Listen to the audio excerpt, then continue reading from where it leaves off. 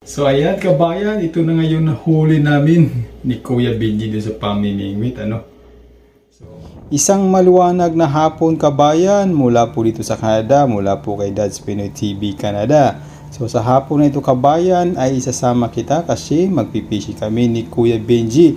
Dito lang po yan sa Wanapitei Lake.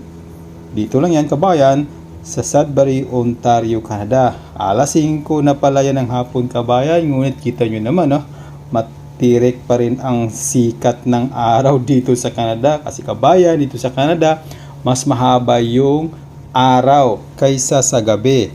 Ang sunset to kabayan ay mamaya pang alas 9 ng gabi. O diba, ang haba ng araw dito sa Canada talaga.